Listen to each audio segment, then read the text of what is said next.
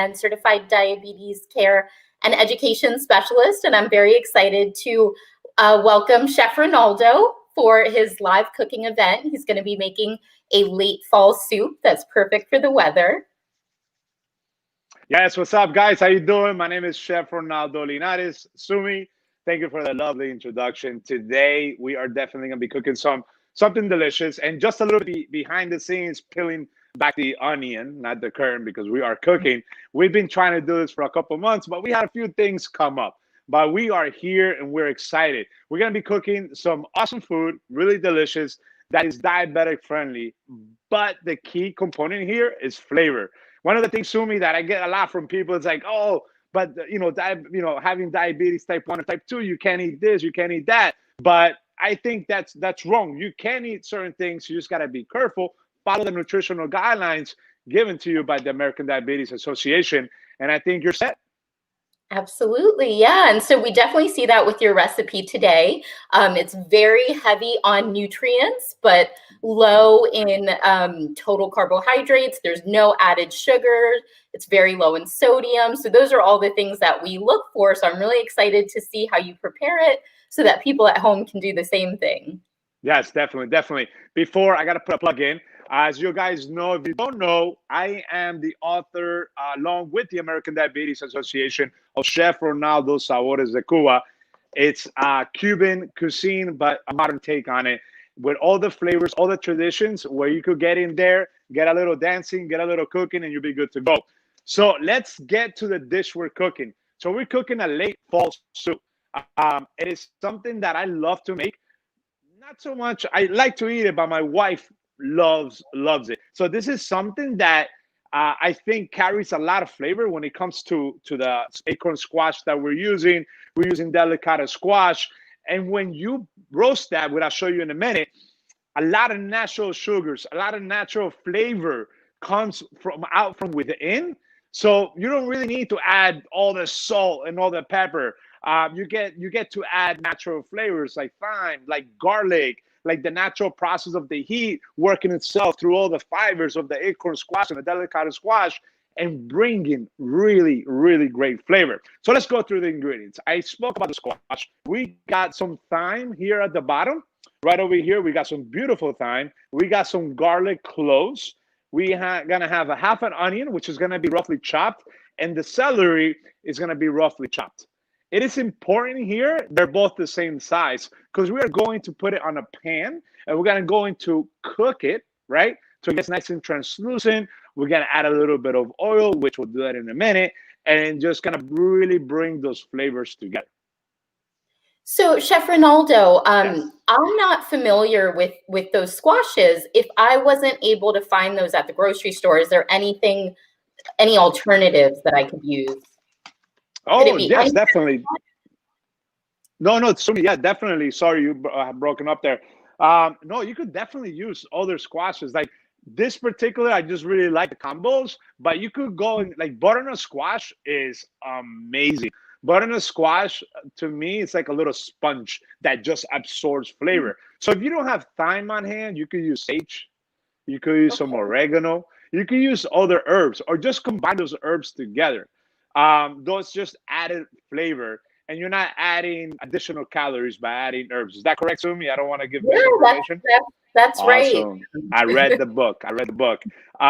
So by adding those herbs, you're not adding necessarily extra calories or fat or anything like that. You're adding flavor, and that is what we're doing here today. So one of the things when you're getting this recipe together, we want to scoop out the seeds from the middle of the squash, right? So if we get that secondary camera here, you can see all those seeds. You could do either a couple of things with this. You could put this in for compost. You could plant this, or you could kind of wash the seeds out and you could roast them, toast them with a little bit of salt, a little bit of pepper, and a little bit of olive oil, just to get a little flavor on that. And then you could use those seeds as a topping for your soup. So it's pretty cool. So we're just gonna repeat that.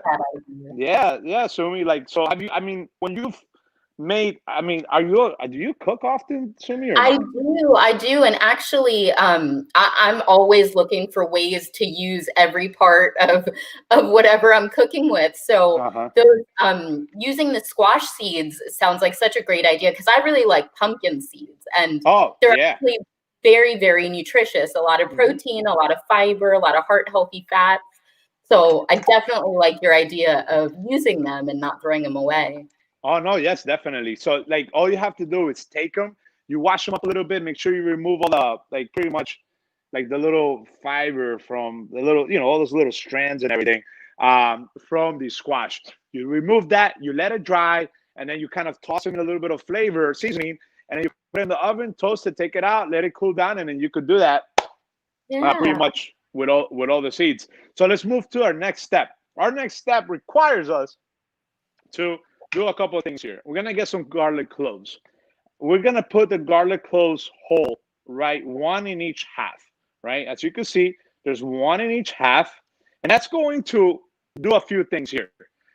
We're not throwing the garlic away. This is going to roast. It's gonna get soft, and then hold on. Let me turn off the oven because they are ready to come out, and I'm smelling it. So I want to show you. I don't want to burn it. It'll be embarrassing here live, right? So, so we have the garlic cloves in the middle, and that's going to roast, and that's going to get soft. They're going to be like little sweet nuggets. If you've never had roasted garlic, well, you need to start doing it. And what you could do with that, here's a little side tip. Roast some garlic heads, take it and whip it. And instead of using butter, you use the roasted garlic over like a spread. And let me tell you what, absolutely delicious. That sounds amazing.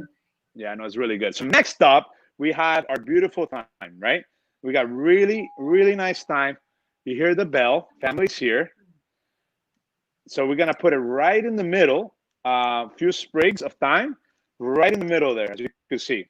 We're gonna do a pinch. So the recipe calls for a teaspoon, right, of salt. So we're gonna take that teaspoon of salt. We're gonna divide it throughout the whole journey of the recipe. So we're gonna just kind of grab with our index finger, our pointy finger, and our thumb, just a slight little pinch, and we're gonna spread it on top. Next up, it's a little bit of black powder. Black, oh hi, how are you? Oh God, how you doing? Say hi, say hi. I'm doing work stuff. I'm cooking. Okay, so go over there. Thank you. So we added some black pepper on top. Next up, we have our olive oil. So I have here all the measured olive oil that we need. What I'm going to do, I like to use these little bottles right here because it allows me to kind of control how much oil I'm putting. So this is something that you could buy on Amazon, get it, put your oil on there. You could mark it how much you have in there so you don't overuse the oil in your recipes. So it's super simple. So we're just going to add a few droplets over the top, which is going to be about a tablespoon. And from this point, you preheat your oven at 375. You set your timer for about 40-45 minutes, but they need to be tender. So it might take a little longer, a little less, depending how much water the squash has. So I'm going to go into the oven. But let me get, what's up, Liam? You want to say hi? Come here. Let's say hi. The other one wants to say hello. Hello. Say hi real quick. All right. So we're going to take the acorn squash we have out. Look at that. Oh, my God. Yeah, it So looks awesome. if I could get the bottom, beautiful. So if you can see that, sorry, guys. This is, hey, man, COVID didn't end in 2020. It just continued in 2021. So this is what happens. All right. So we have the acorn squash back here, as you can see. We put it in the oven, and we're going to let that be. We took it out. As you can see, I let it get nice and toasty right at the bottom, right? Nice and toasty.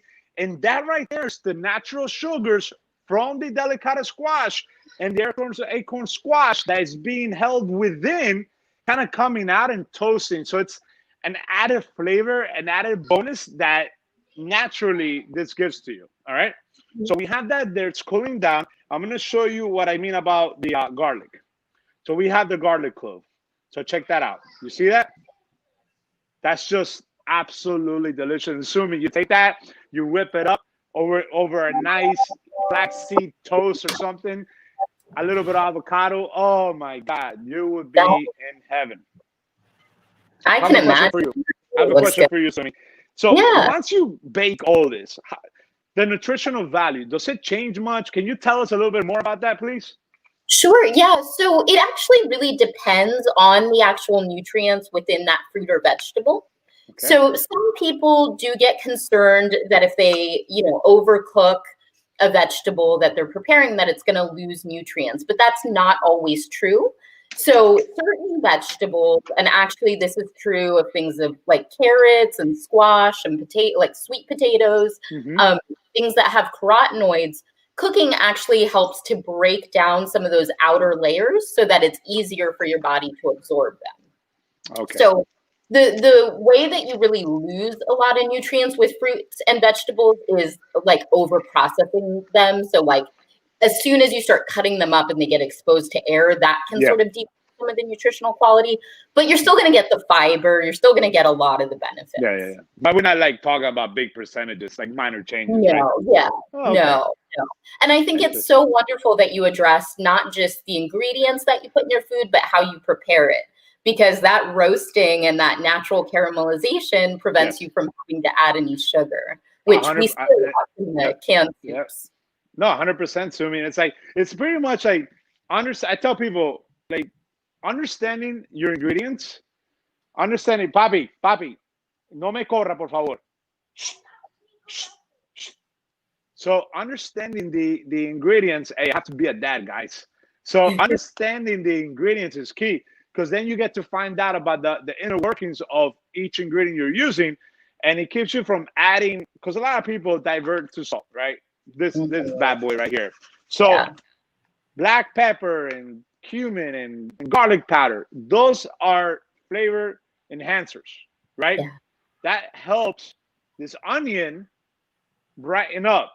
Salt, what it does, helps a little bit of that onion flavor come out, if that makes sense. So Yeah. it's more used lightly, and the other stuff you use to build. So Absolutely. that's pretty much. So that's why you don't need too much salt. It's more like if you're able to use it throughout the cooking process, at the end it should taste perfect. Where you don't need to add salt, add salt, and then what happens there? The salt doesn't break down, and it just kind of travels through your body in a not a unhealthy manner. But anyway, let me get to you guys. We're gonna cut up the onion.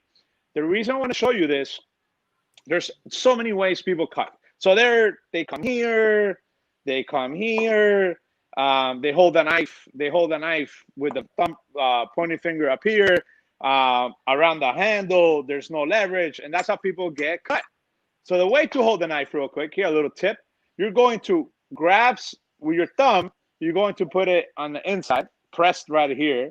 You're gonna take your fingers, your three fingers, right?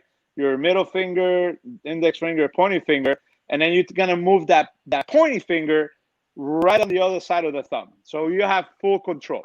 So what we're going to do is slide it right down the middle and always let the blade work. And we're going to do a nice rough chop, all right, of the whole onion. And what we want here, we don't want perfect cubes, none of that stuff. All we want here is it to look the same. So same thing with the celery. We got that looking right about the same. So what we're going to do with this, we're going to take a pan. Where my pan go? Where's my pan? Here we go. So we will take, I can't find it. But anyway, we will take a pan, more of a pot like this, but I have the broth in there. We will take this, super simple. We're going to add it into our pot here. We're going to add that pinch of salt, the remaining salt, the 1 teaspoon that we're using. We're going to add the 1 tablespoon of olive oil. We're going to take it to our oven. We turn it on, and it's going to saute. It's going to come and start working the flavor. So cool thing about celery, you really have to cook. There's a lot of fiber in there. And then the onions, there's a lot of natural sugar within the onion. So cook it at a low heat, bring those flavors out, and then you start smelling in a beautiful, beautiful aroma when the flavors of the celery and the onion kiss and marry and come together. All right, so now we have our what will be our result. Okay, so we have the broth in here. I just want to show you. I'm going to bring that bottom camera. I'm sorry, you guys, you see the computer where you see it. There we go. There we go. Can you see it? There we Yeah, go. there we go. So we Wow. have the top view. So that's our broth, right? We have our broth, and that's vegetable broth, no sodium. You could buy it. You just got to look for it on the market or go to Amazon. You can always find it there. So I put the broth in there. I put the onions and I put everything. I'm going to scoop out the acorn squash. And Sumi, I know you had a question for me, but I don't I remember what it was. I do have a question for you. So I live in a pretty rural area, and when I go to the grocery store, it's pretty limited selection. So what happens if I can't find a no sodium broth? Do you have any suggestions for an alternative? Oh, do I have a suggestion for you?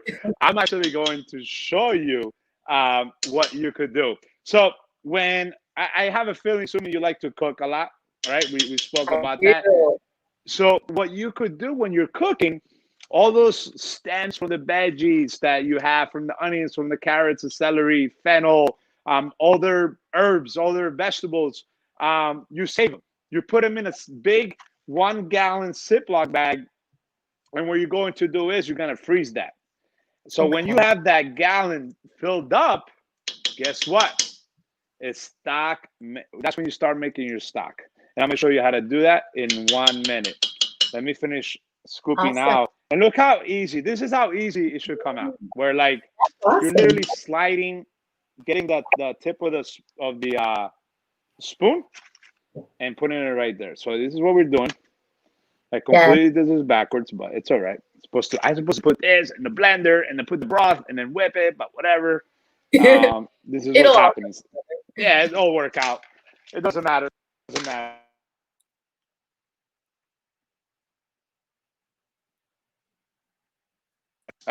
Here, guys. Can you guys see me?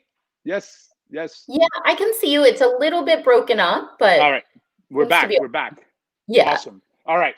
So what we're going to do, I'm going to take our blender. I'm going to address the broth in a second, the stock. So we're going to Okay. take this carefully. I preheated the broth a little bit. You don't have to do that, but we're doing this show, and I don't want you guys to be waiting for something to heat up and all that. So we are going to transfer this to our blender we have right over here, and then we're going to turn this bad boy on. So anytime you blend something, all right, anytime you blend anything, make sure before you turn it on that it's at its lowest setting, because it happened to me when I was like a rookie cook, right? Back in the day, I put hot liquid in. I was like, I'm a rookie chef. I turned it on and bah, everywhere.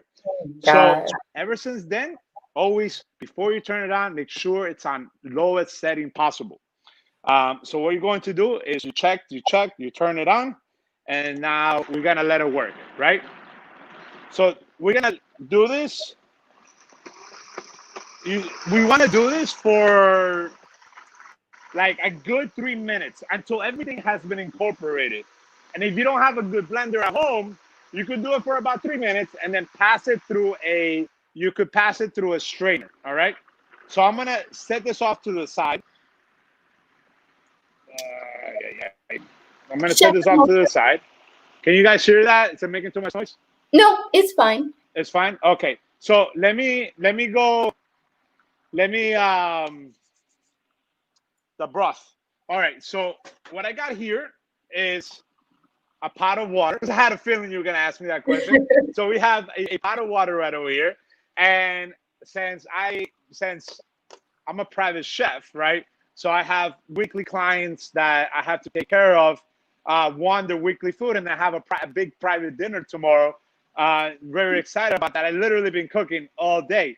So this is a lot of the scraps that I have. We have the onion peel in here. We have Wow. carrot. We have green onion. We have a rubber band. We're gonna move that.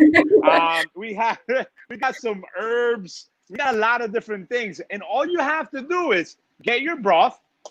We're gonna dump all of that in there, and what we're going to do, if you have any herbs in the fridge, any oregano, any thyme, any bay leaves, pepper, anything like that, we're going to throw it in here. So I already have all the herbs in there. And what I'm going to do is bring it up to a boil. So I'm going to turn it on.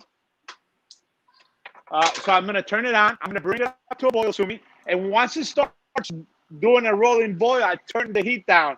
And I just want little bubbles. Like if you're looking at a pond and frogs were letting their air out, that's what you want. Little bubbles breaking the surface, and you let her be. You let her be. Let her reduce by like almost half. And then you strain it like 3 to 4 times. And then you have a beautiful, beautiful broth you can use with anything. That's awesome. So that's how you make yourself your homemade vegetable broth. I love it. That's wonderful. So I'm learning how to use the seeds. I'm learning how to use all these vegetable scraps that I normally throw away. Yeah. Like You're getting a little private cooking lesson over here, Sumi. Yeah, I am. I also learned some better knife skills, definitely. Yes, this is everything. I'm giving you too much. I'm giving you too much over here. And I know we were talking offline. We were talking about other options for stock, like something that could be easier. So like I Kroger, and which the company you told me? There's a company called Herbox. Herbox. Yeah, so starting with an H, like herb, that makes a no sodium bouillon cube. Yes. So how would you then take a bouillon cube and make it into a broth? So with that, so Kroger and the Herbox make a no sodium bouillon cubes. Excellent flavor. So what's pretty much what they've done is gotten all those ingredients, dehydrated them, turned into a little powder, packed it up. So pretty much that's what it is. So then what you take is you look at the package recommendation of how much ratio per cube. You pretty much put the water into a pot, bring it up to a simmer, drop the little cube in there, and then just kind of let it simmer, let it come up to flavor. And it doesn't take that long. It depends on what type you're using, but it's something that obviously cuts the cooking time in half. But that's something like an emergency kind of deal. It's like, you know what? I don't got nothing. I got no scraps. I got a bouillon cube. So there's pretty much your options are, first option, scraps, 100%. Save the scraps. You will be amazed how many scraps you save, especially also like your chicken carcass. I don't know how many people buy whole chickens and break them down at the house, but I do. But also you can ask your butcher, be like, hey, butcher guy, let's call him Felipe. Can you butcher this chicken? Okay, I want it to 8 pieces, but also can you take the breast off the bone and save the carcass? You take that carcass and you freeze it. So you got 2 or 3 carcass, you put it in the oven, you roast it, and then you add all those vegetable scraps. That's some good eating. You got a nice broth. Yep. Yeah, that sounds awesome. Very good. Very good. So that's how you will use. So that's option 1. Option 2, the cube. Option 3, you go to the store and you buy your stock. No sodium. If you could find no sodium as well, but you just got to be careful with that because they put a lot of stuff in there. You know, I always say if you could control what you put in your food, definitely go that route. Right? Absolutely. Absolutely. Right. So you know, for time constraints, I know a lot of people got things to do tonight instead of watch us here on TV. We have our soup done. As you can see, it's turned quite nicely. So typically the next step, you're going to take it to that same pot that you had, and you're going to put it in there. As you can see, it's nice. It's almost there. But we're going to bring it up. We're going to cook it. And then we're just kind of like let it sit there at a low heat. Let it reduce so it kind of combines and creams up together. But it's almost there. I'll ladle a little bit. This process takes a little bit of time. But I like my soup a little thicker. This is perfectly fine to eat. Let me show you. Let me show you. So check this out. So I'm going to pour it. So the soup is good to go. As you can see. Yeah. This is very, very, very nice. I couldn't find so I had to use a measuring cup. But as you can see right over here, this is very nice. It's a nice, very nice soup. It has come together. Beautiful. And then if you put it, you know, right now I'm reducing it a little bit because I like a little bit thicker. My wife does as well. but we didn't add anything else. What you have here is the pulp, right? The Hmm. meat of the acorn squash. We have the onion, the celery, the roasted garlic, the thyme. I took the thyme and we just throw it in there. We mesh it up together. And then Yeah. that's it. That's our soup. I mean, super simple, absolutely delicious, full of flavor. And it's something that you could make in the beginning of the week, have it when you need some soup, or you could freeze it, buy yourself some quarts, containers like that I love as that. Yeah. well. You know, another little thing, a little chef, this is a chef thing, ice cream trays, and you could put maybe a little bit in there, and you could use that as like a sauce if you're Mm, making something else with it. that sounds like a great idea. I like that. Yeah, That's so important yeah, because I'm always cooking for one. So it's great if I can have a recipe that'll freeze well and reheat yes, well. yes. So this recipe that you prepared today, one serving is going to count as one carbohydrate choice. So if we think Okay, about the diabetes plate method, we'd want to add some more non-starchy vegetables and some protein. So I think what I would do with this meal is I'd probably add like a leafy salad, maybe with some grilled chicken. yeah, yeah, for sure. If I had a particularly active day, I might add like a whole wheat roll and maybe use some of Uh-huh. that roasted garlic with it Oh as yeah, oh that'd be amazing. Oh, for sure. do you have any other recommendations of how you'd incorporate it into a meal? Oh no, for sure. I would take the soup right over here and then make me and maybe make if it allows, make myself a little sandwich to go with it. Ah, You know, maybe a little Cubano sandwich to go oh, with that the sounds soup. great. I would definitely go with a pork tenderloin, nice Okay. and lean, very low fat, and the portion is nice, obviously, and it just tastes really good. I'll go really good with this. And like you said, I'll probably go with something like a green salad, something light like that, and Yeah. maybe add a little bit of crunch into that. Yeah. Maybe our seeds. Maybe we Yeah, toasted our seeds, that would we be add it great. into our salad, and then we had it with our pork tenderloin.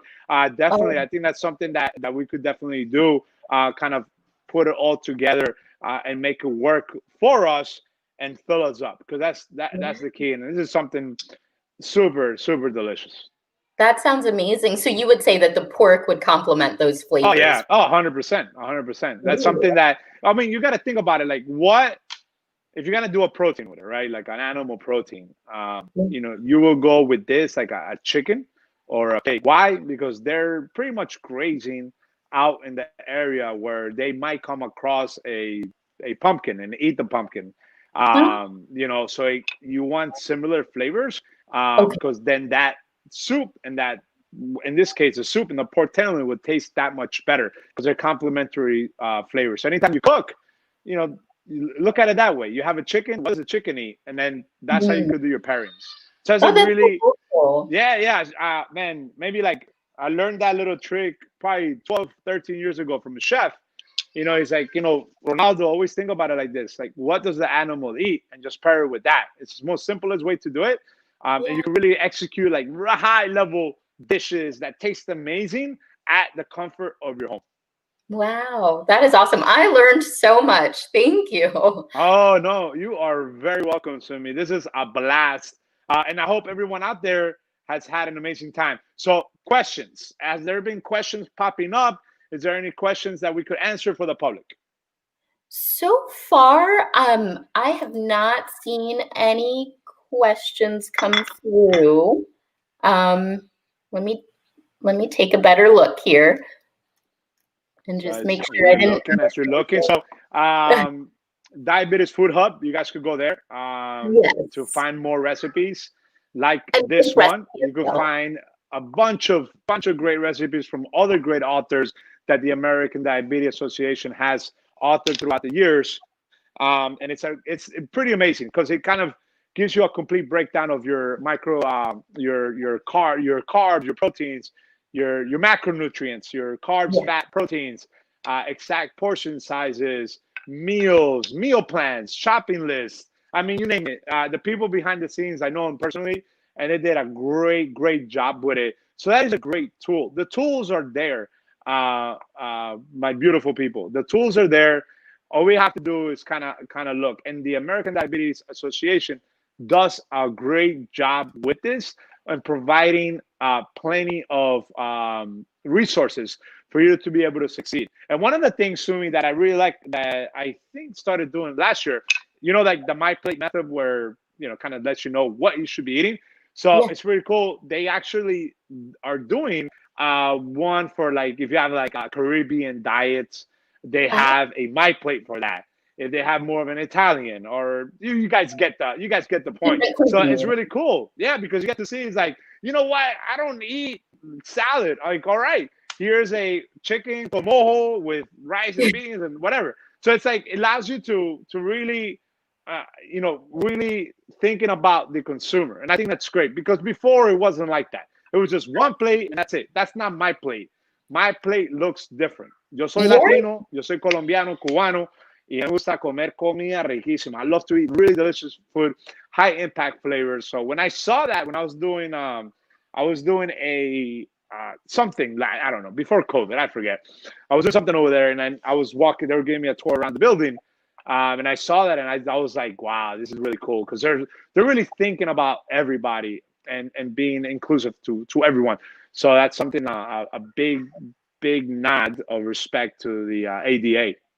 Absolutely. I feel the same way, seeing that representation. I'm Indian, so seeing Yes. those foods represented as well. But it is very exciting to hear about how you would personalize your plate. Can you tell us about where to find you on social media and see more of your materials?